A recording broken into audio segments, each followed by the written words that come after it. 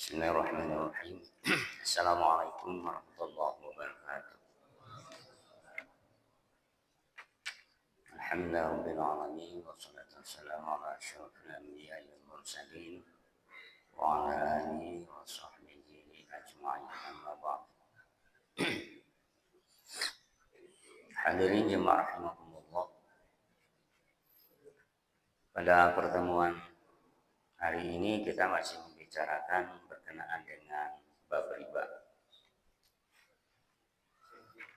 Kemarin kita sudah sampaikan makna riba, lalu kemudian dasarnya, dan berkenaan dengan hikmah pengharaman riba dan termasuk hukum riba. Kemarin sebagai highlight aja, kemarin yang disebut dengan riba itu adalah secara makna istilah adalah setiap sesuatu yang ada kelebihan itu disebut dengan istilah riba. Secara bahasa maknanya riba itu adalah tambahan. Jadi sesuatu yang ada kelebihan itu disebut dengan riba. Secara hukum, kemarin juga sudah kita sampaikan bahwa hukumnya riba itu jelas haram. Dan bahkan sanksinya sangat berat.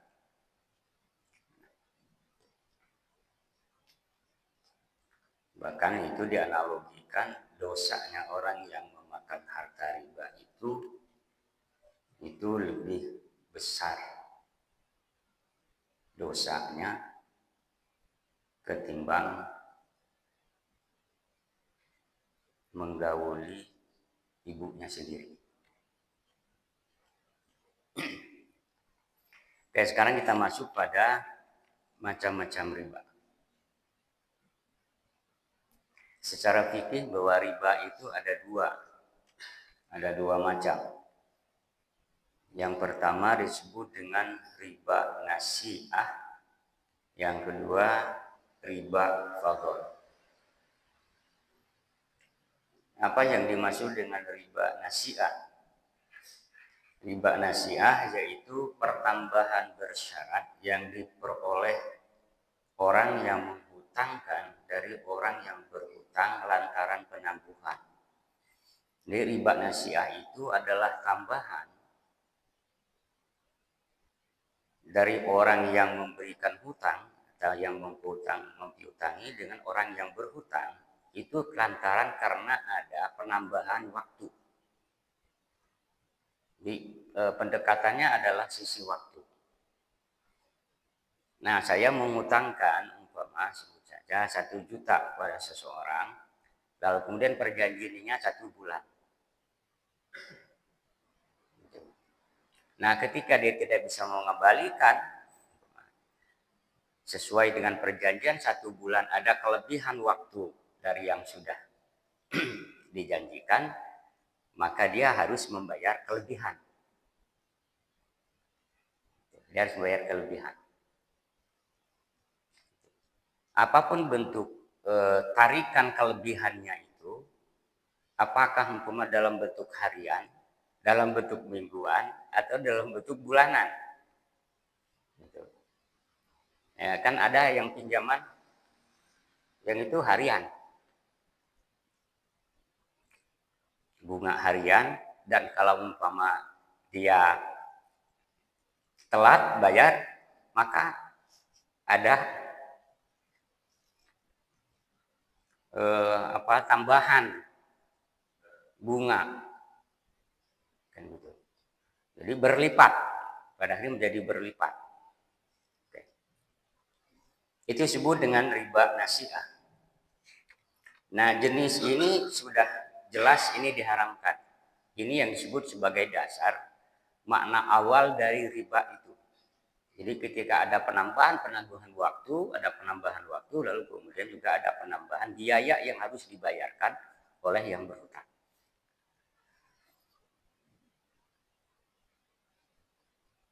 Dan ini tidak ada lagi perselisihan dan perbedaan pendapat di kalangan ulama, sebab ini sudah disepakati dan memang sudah jelas disebutkan dalam Alkitab, termasuk juga dalam As-Sunnah, dalam hadis, dan termasuk juga ijma, kesepakatan para imam, para ulama. Sementara yang dimaksud dengan riba fadl yaitu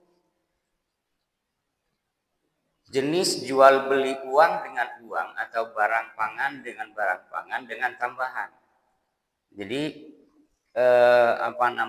jual beli atau tukar menukar barang yang sejenis dengan timbangan yang sama, tetapi salah seorangnya mempersyaratkan ada kelebihan. Ada kelebihan. Emas dengan emas. Sebut saja umpama ukuran karatnya sama, umpama 24 karat, timbangannya adalah sama, umpama 1 gram seperti begitu. Tapi karena yang satu umpama dia suka dengan model yang satu ini, lalu ngajak tukeran. Nah, lalu si itu ngasih tambahan, oke lah, gak apa-apa, tukeran. Tetapi Anda harus bayar lebih. Gitu. Mau cincin gitu, saya senang gitu kan. Sama umpama batunya sama, ukurannya sama, ngan resep gitu ke batangnya umpama karena modelnya entah kemudian apa, lalu kemudian ngajak tukeran. Ya. Itu sana sarwe unggul. Ada tukeran. Nah, lalu yang tidak ada tukeran itu sok karena naon, gitu. Nggak apa-apa tukeran. Tapi situ harus ngasih kelebihan. Bayar sekian. Gitu. Olah 100.000. Atau 10.000. Gitu. Yang namanya riba itu mau besar mau kecil tetap saya haram. Sama dengan mencuri. Sebab itu disebut dengan ada dalam istilah fikih itu ada haram karena zatnya lizatihi. Yang haram lizatihi itu mau besar, mau kecil, mau banyak, mau sedikit tetap haram. Jadi bukan persoalan kecil besarnya. Baiklah ada seetikil gitu. Dan mau haram berarti tetap haram. Kalau memang dia dikategorikan sebagai haram linafsi apa lizati. Dinamai riba karena mengandung pengertian tersebut, ada kelebihan. Abu Sa'id Al-Khudri meriwayatkan Nabi SAW bersabda, wala tabi'ud dirhama bidarhamaini fa inni akhafu alaikum riba. Janganlah kamu menjual 1 dirham dengan 2 dirham, sesungguhnya aku menakuti kamu berbuat riba. Jadi penambahan itu baik di penambahan dalam bentuk uang atau juga penambahan dalam bentuk ukuran, timbangan. Karena saya senang nggak apa-apa lah umpama di situ 1 gram, tapi saya 1,5 gram gitu. Nah kelebihan itu dari 1 gram itu disebut dengan riba. Dan itu tidak boleh. Nah hanya ribanya disebut dengan riba fadl. Dengan tukar barang, jual beli barang dengan barang.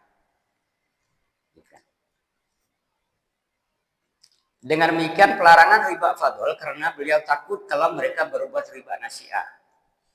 Nah ini memang dikhawatirkan riba fadl ini, tukar barang dengan barang ini ada dikhawatirkan dia masuk dalam kategori riba nasiah yang sudah pasti haramnya.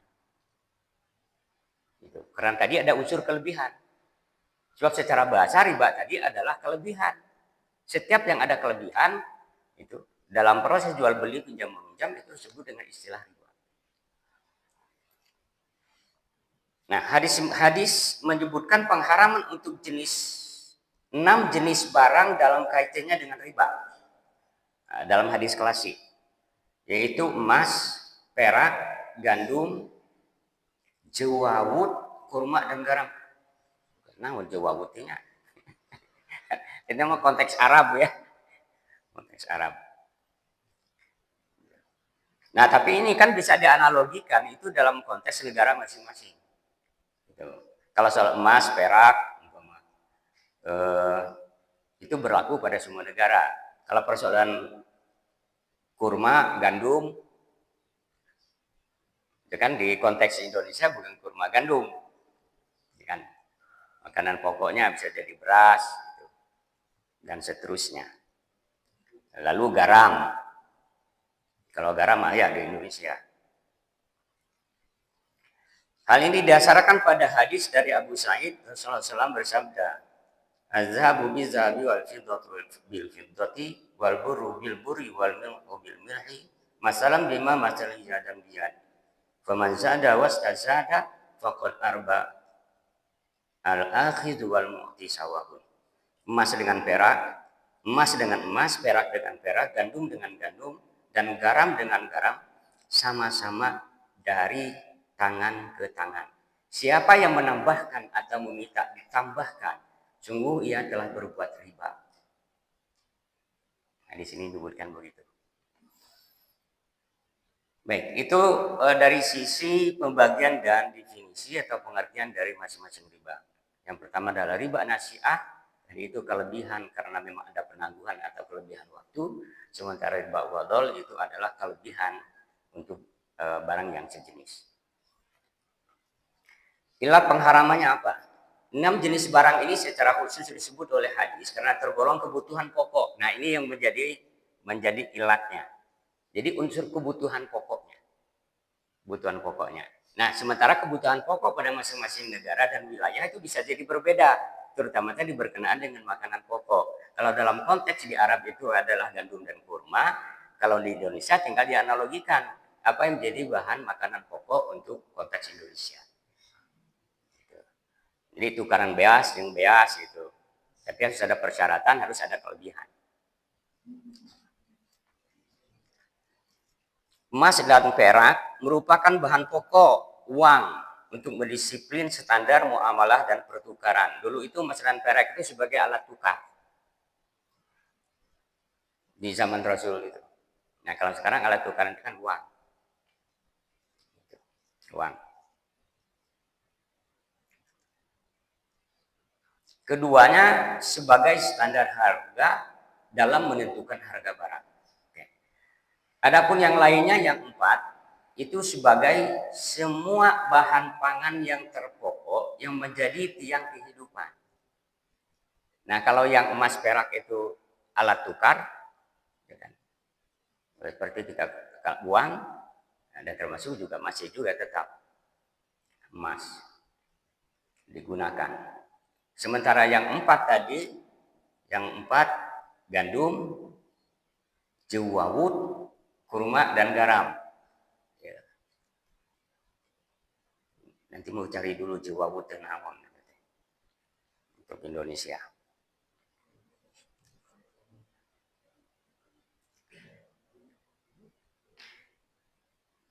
Istilahnya juga kesunda-sundaan. Jawawut, babaliut. Jika terjadi riba pada jenis barang-barang ini menimbulkan kepatalan dan kericuhan dalam muamalah manusia. Karena itulah syariat mencegahnya sebagai rahmat kepada manusia dan untuk melindungi kemaslahatan mereka. Nah, sebab ini dianggap sebagai paramat disebut-sebut wae.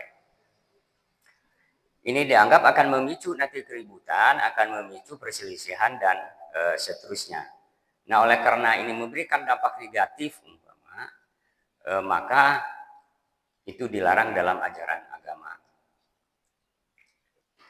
Jelas di sini bahwa ilat pengharaman emas dan perak karena melihat kedudukannya sebagai harga, sedangkan untuk jenis-jenis lainnya karena sebagai barang pangan.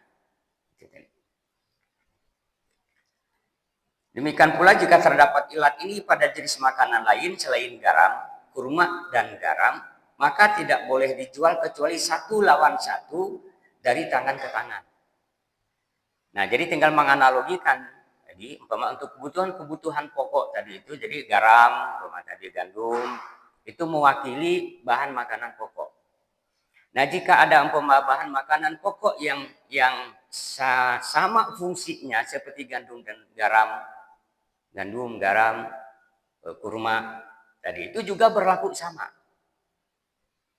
Itu juga berlaku sama.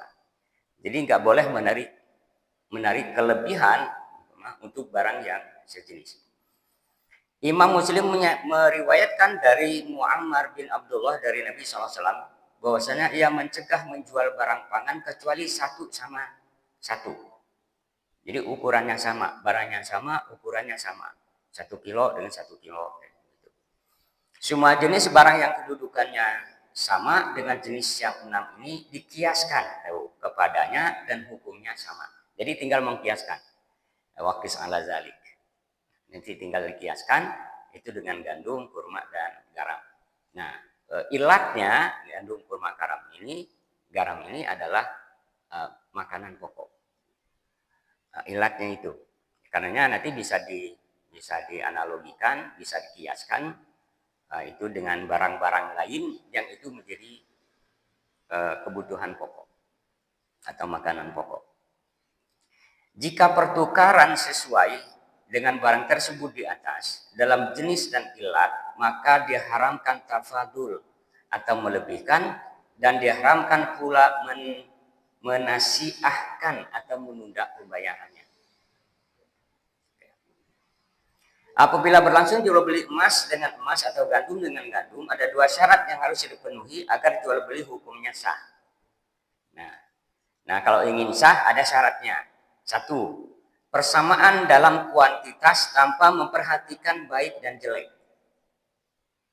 Jumlahnya, timbangannya itu harus sama. Berdalil kepada hadis tersebut di atas dan yang diriwayatkan oleh Muslim bahwa seseorang mendatangi Rasulullah SAW dengan membawa sedikit kurma. Rasulullah lalu mengatakan kepadanya, "Ini bukanlah kurma kita." Orang tersebut berkata lagi, "Wahai Rasulullah, kami jual kurma kami sebanyak 2 sok dengan 1 sok." Rasulullah lantas bersabda lagi, "Yang demikian itu riba.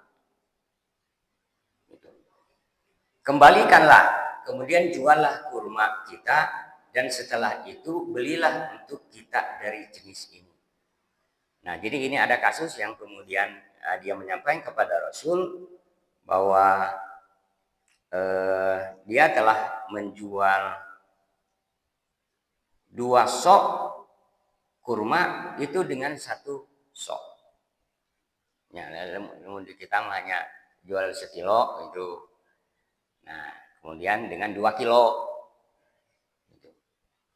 Nah, kata Rasul, jangan demikian itu riba. Jadi nggak boleh ada kelebihan.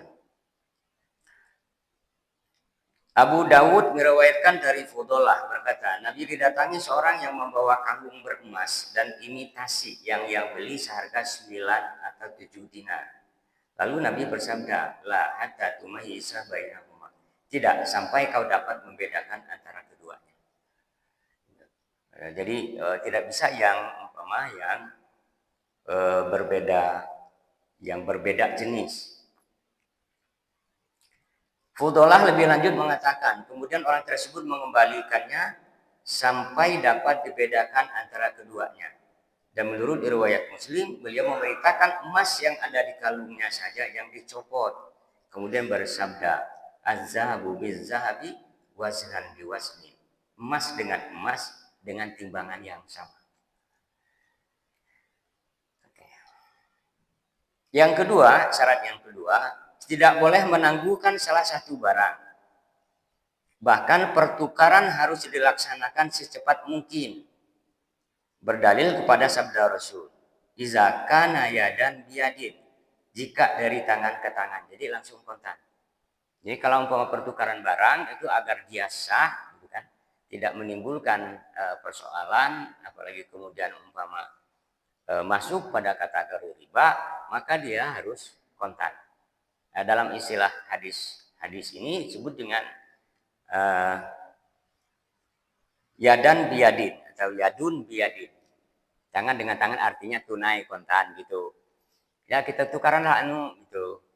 Tapi punya saya nantilah seminggu kemudian gitu. Karena saya yang punya kamu saya ambil dulu sekarang, nggak bisa. gitu.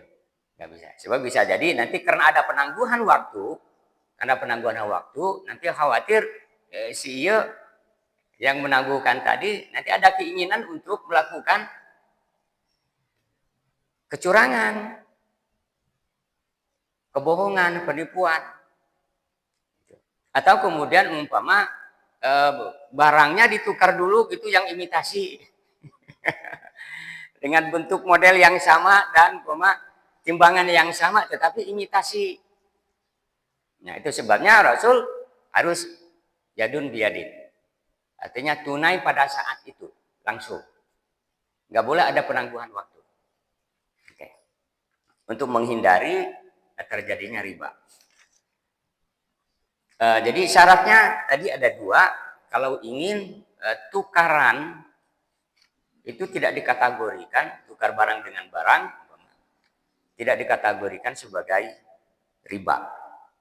Jadi tadi persamaan dalam kuantitas. Kemudian yang kedua tidak boleh menangguhkan salah satu barang. Jadi harus kontan tunai.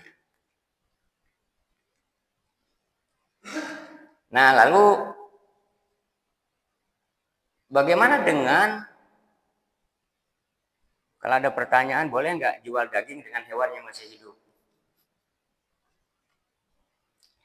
Jual daging hewan dengan daging masih hidup.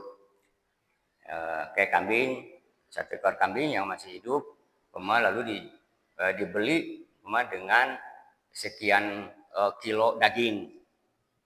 Tapi udah jadi daging kambing. Jumhur ulama berpendapat binatang yang dapat dimakan tidak boleh diperjualbelikan dengan dagingnya. Jadi nggak boleh binatang yang hidup lalu diperjualbelikan dengan yang sudah jadi daging. Maka tidak boleh menjual sapi yang sudah dipotong dengan sapi yang masih hidup. Gitu kan? Yang dimaksudkan untuk dimakan. Jadi nggak boleh jual yang hidup dengan yang sudah mati.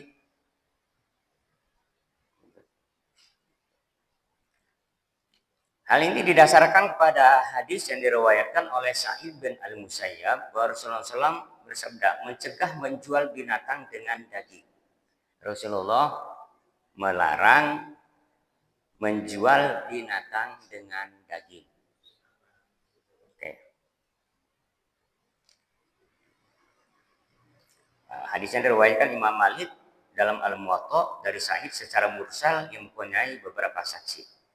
Lalu Imam Asy-Syaukani mengatakan bukan rahasia bahwa hadis ini menggugah untuk berhujjah dengan berbagai jalannya. Al-Baihaqi meriwayatkan dari seorang penduduk Madinah bahwa Nabi SAW mencegah menjual binatang hidup dengan yang sudah mati. Gitu. Jadi persoalannya adalah bukan hanya persoalan ada kerelaan dari kedua belah pihak. Tetapi ini memang sudah tidak boleh menjual barang hidup dengan barang yang sudah mati. Sebab statusnya saja sudah berbeda. Gitu. Anu hiji hirup kene, anu hiji geus jadi daging. Gitu. Dan ini tidak disebutkan boleh kalau kemudian syaratnya dagingnya dilebihkan. Jadi perkiraan daging domba yang masih hidup ini kisaran 10 kilo daging. Lalu ditukar dengan 15 kilo daging atau 20 kilo daging. Tapi yang sudah jadi daging. Nah, ini tidak disebutkan menjadi boleh kalau senilai. Sebab tidak bisa dipersamakan nilai antara yang hidup dengan yang mati, dengan yang sudah jadi daging. Jadi bukan padanannya. Gitu. Barang hirup jeung barang geus pae. Bukan padanannya untuk dipersamakan. Gitu. Oke. Lalu pertanyaan berikutnya. Bagaimana dengan jual beli buah basah dengan yang kering? Jual beli buah yang masih basah dengan yang sudah kering. Naonnya contohnya. Nah, sebut aja umpama kurma gitu ya. Ada kurma. Memang di Arab itu ada kurma yang masih ya umul-umul gitu ya. Kata ditanya. Gitu. Masih umul-umul. Jadi belum matang dan banyak itu dijual. Dan itu banyak jual. Nah, istilahnya yang masih disebut dengan istilah rutob. Jadi rutob. Jadi belum menjadi kurma nu hideung teh yang udah kering. Gitu. Nah, itu yang masih kadang masih saya ngeranggein gitu ya. Gitu. Jual beli buah basah dengan yang kering tidak dibolehkan. Nah, hanya ini kecuali untuk penduduk Aroya. Nggak tahu yang mana juga. Yaitu mereka yang miskin yang tidak memiliki pohon kurma. Oh, katanya dikecualikan penduduk Aroya. Aroya itu mereka yang miskin yang tidak memiliki pohon kurma. Mereka ini harus membeli kurma basah dari penduduk yang memiliki kurma basah untuk dapat memakan di pohon yang masih di tangkainya dengan menukarkan dengan kurma kering. Jadi ada kebiasaan mungkin penduduk Aroya ini, penduduk miskin yang tidak punya pohon kurma ini, itu ada kebiasaan membeli kurma basah dari penduduk yang memiliki kurma basah untuk dapat memakan di pohon yang masih di tangkainya dengan menukarkan dengan kurma kering. Jadi kebiasaan mereka senangnya biasanya makan kurma basah. Gitu. Sementara yang dimiliki oleh mereka itu udah kering. Itu. Jadi keresep karena kurma kering gitu, yang basah gitu. Lalu kemudian ditukar gitu. Nah, kecuali katanya ini yang penduduk Aroya. Imam Malik dan Abu Daud meriwayatkan dari Sa'id bin Abi Waqqas, Nabi SAW pernah ditanya mengenai jual beli kurma basah dengan kurma kering. Apakah rutob kurma basah akan mengurangi jika telah kering? Orang itu menjawab, ya. Rasulullah kemudian mencegahnya. Nah, karena Rasul bukan petani, jadi kudu nanya heula. Itu. Apakah ketika dia sudah kering akan terjadi penyusutan timbangan? Nah, kata sahabat itu ya. Gitu. Nah, kalau gitu tidak boleh. Gitu. Itu nggak boleh. Al-Bukhari dan Muslim meriwayatkan dari Ibnu Umar berkata, Rasulullah mencegah musabana, artinya seseorang menjual buah hasil kebunnya dengan kurma kering secara takar. Jika ia adalah anggur, dijual dengan anggur kering secara takar. Dan jika hasil pertanian, dijual dengan pangan jadi secara tukar pula. Semua ini dicegah oleh beliau. Jadi nggak boleh yang masih mentah, yang masih basah, lalu kemudian ditukar dengan sesuatu yang sudah kering, yang sudah jadi. Gitu. Jadi kalau kita mungkin konteksnya menang jual gabah pare itu dengan beas yang sudah jadi. Gitu. Nah, gabah baru panen gitu kan, baru ditebung itu, lalu ditukar dengan yang sudah jadi beras. Nah, sebab kenapa? Kenapa? Logikanya adalah karena itu ada ruang untuk terjadinya kerugian pada salah satu pihak. Gitu. Jadi ada ruang adanya kerugian dari salah satu pihak. Sebab kan belum bisa ditaksir secara pasti, meskipun secara umum ada ukuran perkiraan itu juga. Itu kan perkiraan. Umpama ini gabah 1 kintal yang masih basah itu lambung kering biasanya sekian puluh kilo. Gitu kan. Tapi kan belum pasti. Kan belum pasti. Nah, karena ada ruang ketidakpastian itulah yang kemudian menjadi dicegah, dilarang. Sebab bisa jadi ruang ketidakpastian itu menjadi celah munculnya kerugian pada salah satu pihak. Gitu. Nah, kalau kerugian salah satu pihak berarti ada pihak lain yang diuntungkan. Gitu. Jadi tidak boleh ada satu pihak dirugikan, pihak lain diuntungkan dalam prinsip muamalah dalam ajaran Islam.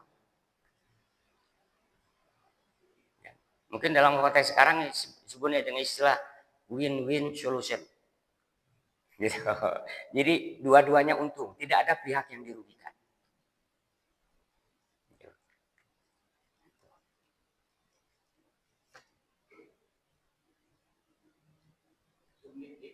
7 menit deh. Oke, kita gunakan untuk tanya jawab. Enggak?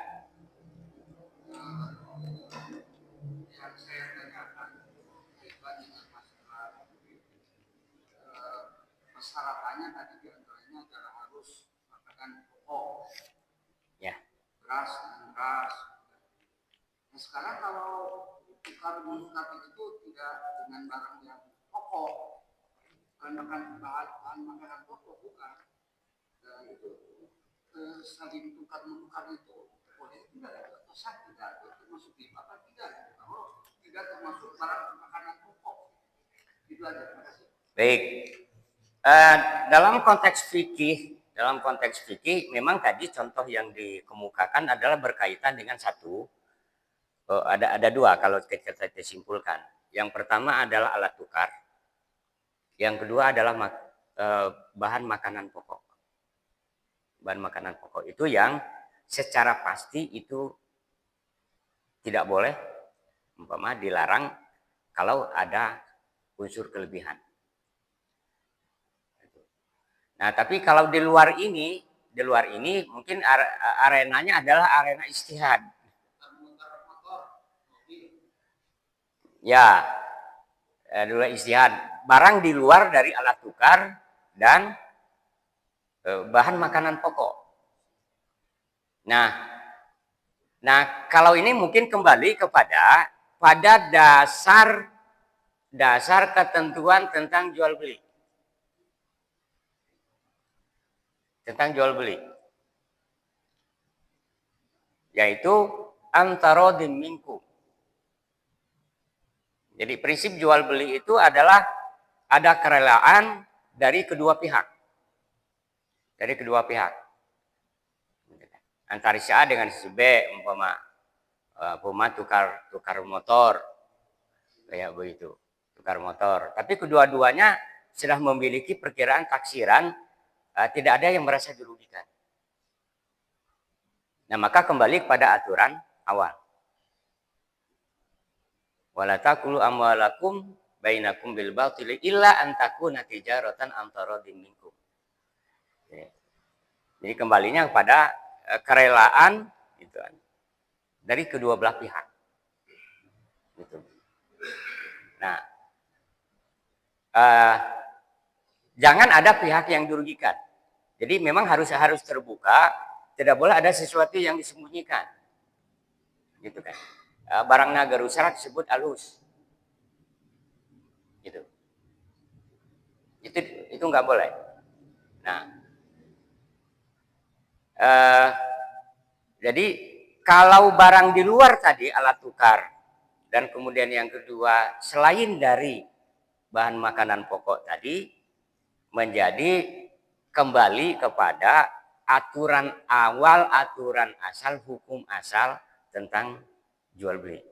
Selama memang masih sama-sama ridho, sama-sama ikhlas, sama-sama tidak ada pihak yang dirugikan, menjadi boleh. Intinya bisa ya? Bisa. Di luar bahan makanan pokok tukar menukar. Ya, alat tukar menukar boleh. Ini kaitan dengan masalah tidak dirugikan, ini masih dalam kondisi tanda tanya itu. Ya. Apakah betul motor dengan motor si A dan si B itu semuanya kualitasnya sama? Itu apa tidak? Belum tentu karena istilahnya belum di pelajaran atau mungkin dalam kenyataannya mungkin salah satu pihaknya pesan Ya, makanya memang yang kayak begitu, satu syarat tadi disebutkan dalam persoalan jual beli harus jadun biadin. Langsung, Pak. Harus langsung. Nah, kan masing-masing nanti kan bisa mempertimbangkan, bisa mengukur, nyoba-nyoba dulu gitu kan, saling tanya-tanya dan sebagainya. Ya, kalau kemudian memang sudah sama-sama rela, lalu kemudian di kemudian hari umpama ada penyesalan, lah itu wayah nah itu makanya naik. Ya, tapi jual belinya menjadi sah. Jual belinya menjadi sah. Komo lamun penyesalan bisa tahun dipakai. Menyesal gitu. Nah, jadi rebek dia jadi rusak gitu. Aja rusak dipakai.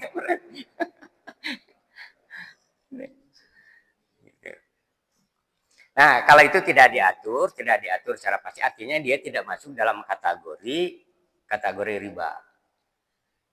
Tidak masuk dalam kategori riba.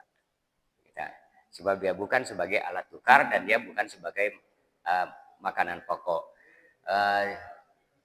Jadi lamun jual ali tadi mah menang ya. Batu cincin gitu. Yang batangnya itu bukan dari emas dan perak. Gitu. Yang batangnya bukan dari emas dan perak. Sebab kalau emas dan perak dia harus imbang, harus sejenis. Nah, kalau hanya sekadar karena batu, nah sama-sama resep batu dirinya. Oh, sarua saya resep batu dirinya. Cuk tukeran atuh. Gitu. Nah, gitu. Mangga, Pak Henry.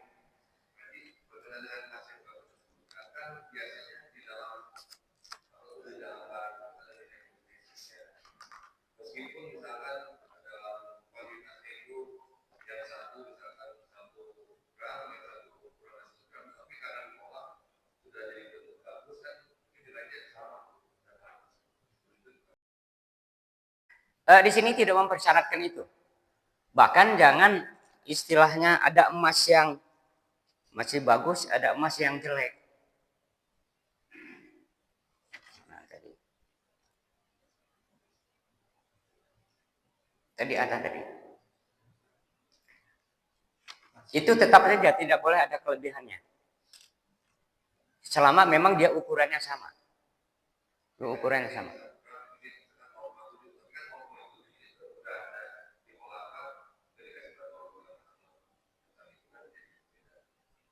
Oke. Ya, yang jadi prinsip itu adalah satu barangnya sama, yang kedua kadarnya sama, adalah kemudian timbangannya sama.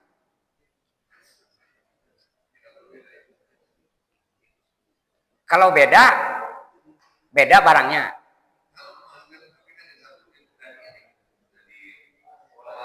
Hmm.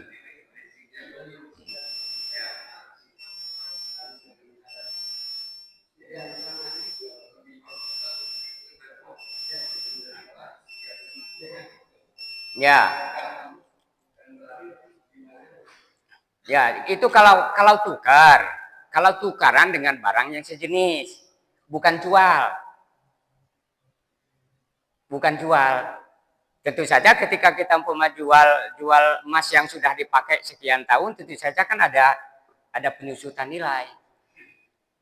Nah, itu bukan kategori tukar antar barang yang sejenis. Kan itu. Memang betul bahwa memang ada nilai intrinsiknya, namun dijual. Gitu, bukan ditukar. Nah, ini yang fadol itu adalah yang tukar. Yang tukar. Bukan saya jual barang saya, emas saya gitu. Coba antara beli dengan jual berarti nilainya beda. So itu tadi karena memang ada nilai intrinsik tadi itu. Barang yang sudah dipakai pasti ya mungkin ada nilainya yang berbeda. Oke, karena sudah isya, nanti kita lanjutkan kalau masih ada hal yang masih perlu kita diskusikan. Allahumma shalli ala sayyidina Muhammad wa barik wa sallim amin. Alhamdulillahirabbil alamin, hamdan yuwafi ni'amahu wa yukafi mazidah. Ya Rabbana lakal hamdu wa lakal syukru kama yanbaghi li jalali wajhika wa 'azimi sultanik. Allahumma anfa'na bima 'allamtana wa 'allimna ma yanfa'una wa zidna 'ilma walhamdulillah ala kulli hal. ونعوذ بالله من حال أهل النار.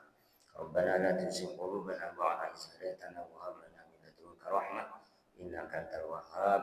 ربنا آتنا في الدنيا حسنة وفي الآخرة حسنة وقنا عذاب النار والحمد لله رب العالمين. Assalamualaikum warahmatullahi wabarakatuh.